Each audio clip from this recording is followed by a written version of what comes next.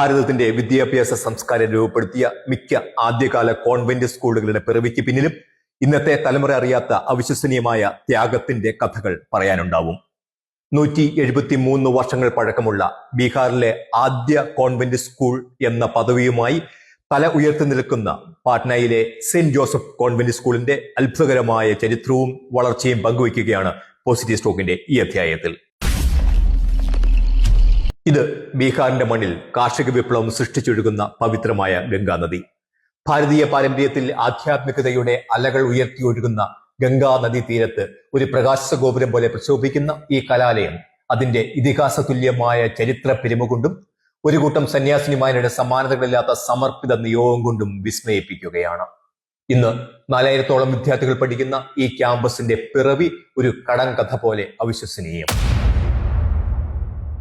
1852 കാലഘട്ടം. അന്നത്തെ പാട്ന ബിഷപ്പായിരുന്ന ബിഷപ്പ് ഹാർട്ട്മാന്റെ താല്പര്യപ്രകാരം ജർമ്മനിയിലെ മ്യൂണിക് രൂപതയിൽ നിന്നും 5 കന്യാസ്ത്രീമാർ ബോംബെ തീരത്ത് കപ്പലിറങ്ങുന്നു. അവിടെ നിന്നും 1300-ലധികം കിലോമീറ്റർ അകലെയുള്ള പാറ്റ്നയിൽ മിഷൻ പ്രവർത്തനത്തിനെത്തിയ അവർ മോട്ടോർ വാഹന യാത്രാ സൗകര്യങ്ങൾ ഇല്ലാതിരുന്നതിനാൽ ഒരു കാളവണ്ടിയിൽ പാറ്റ്നയ്ക്ക് പുറപ്പെടുന്നു.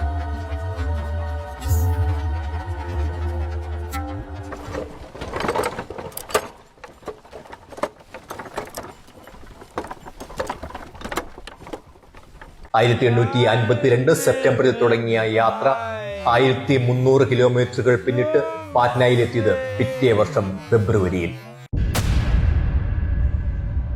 ബീഹാറിലെ ആദ്യ കോൺവെന്റ് സ്കൂളിന് അങ്ങനെ തുടക്കമായി. എന്നാൽ പാറ്റ്നയിലെത്തിയ ആദ്യ 5 മിഷണറിമാരിൽ 3 പേരും ആദ്യ 5 വർഷത്തിനുള്ളിൽ പ്രതികൂലമായ കാലാവസ്ഥയെ അതിജീവിക്കാനാവാതെ മരണത്തിന് കീഴടങ്ങി എന്നത് ഈ സ്കൂളിന്റെ സ്ഥാപന ചരിത്രത്തിലെ കണ്ണീരോർമ്മയാണ്.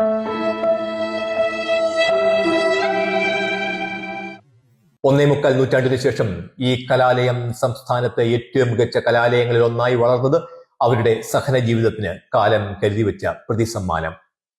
കോൺഗ്രിഗേഷൻ ഓഫ് ജീസസ് എന്ന സന്യാസിനി സമൂഹത്തിന്റെ കീഴിൽ പ്രവർത്തിക്കുന്ന ഈ ക്യാമ്പസിൽ ICSE സ്റ്റേറ്റ് ബോർഡ് സിലബസുകളിലായി 4000-ലധികം വിദ്യാർത്ഥികൾ പഠിക്കുന്നു.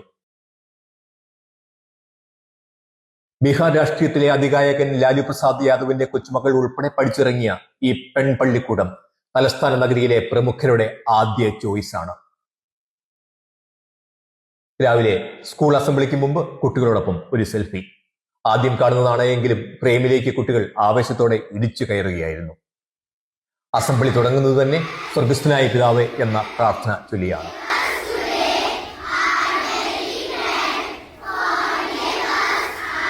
ഭാരതത്തിൽ IAS IPSകാരെ വാർത്തെടുക്കുന്നതിൽ മുൻപന്തിയിലുള്ള ബീഹാറിലെ ഈ ഇളം തലമുറയോട് ഭാവിയിൽ സിവിൽ സർവീസ് തിരഞ്ഞെടുക്കുവാൻ ആഗ്രഹിക്കുന്നവർ എത്ര പേരുണ്ട് എന്ന് ചോദിച്ചപ്പോൾ പകുതിയോളം കുട്ടികൾ ആവേശത്തോടെ കൈപൊക്കി. ഭാവിയിൽ നമ്മുടെയൊക്കെ ജില്ലാ കളക്ടർമാരാകാനുള്ളവർ ആരെങ്കിലുമൊക്കെ ഈ കൈപൊക്കിയുടെ കൂട്ടത്തിൽ ഉണ്ടാവാം. ഈ സ്കൂളിലെ മലയാളം പേരുള്ള ഒരേ ഒരു കുട്ടിയാണിത്. Because this is the best school in Patna. And the teachers are very helpful. They are caring and supportive. ഇത്രയും പ്രമുഖ കലാലയമായിരുന്നിട്ടും പ്രിൻസിപ്പലിന്റെ മുറിയിൽ ഉൾപ്പെടെ സന്യാസോചിതമായ ലാളിത്യം കാത്തു സൂക്ഷിച്ചിരിക്കുന്നു. വരാന്തകൾ ടൈലോ മാർബിളോ ഒന്നും വിരിക്കാതെ സിമന്റ് തറകൾ. എന്നാൽ ആധുനിക രീതിയിൽ പണി കഴിപ്പിച്ച ശീതീകരിച്ച വിശാലമായ ഓഡിറ്റോറിയം കൗതുകമുളവാക്കി. മെയിൻ ക്യാമ്പസിൽ നിന്ന് ഉയർത്തു നിൽക്കുന്ന കിൻഡർ ഗാർഡൻ സെക്ഷനിൽ മാത്രം 800-ലധികം കുട്ടികൾ പഠിക്കുന്നു. KGയിൽ ഒരു വർഷം അഡ്മിഷൻ തേടിയെത്തുന്നവർ 1000-ലധികമാണ്. ഈ സന്യാസ സമൂഹത്തിൽ അരനൂറ്റാണ്ടിലധികമായി സേവനം ചെയ്യുന്ന കുടുംബക്കാരിയായ മേരി ക്ലാരിറ്റയെ സന്ദർശിക്കുവാനാണ് ബന്ധുവായ കപ്പൂച്ചിൻ നവവൈദികൻ ബിബിനച്ചനോടും ജർമ്മനിയിൽ ജോലി ചെയ്യുന്ന സഹോദരി സൂന CMCയോടുമൊപ്പം പട്നയിലെത്തിയത്.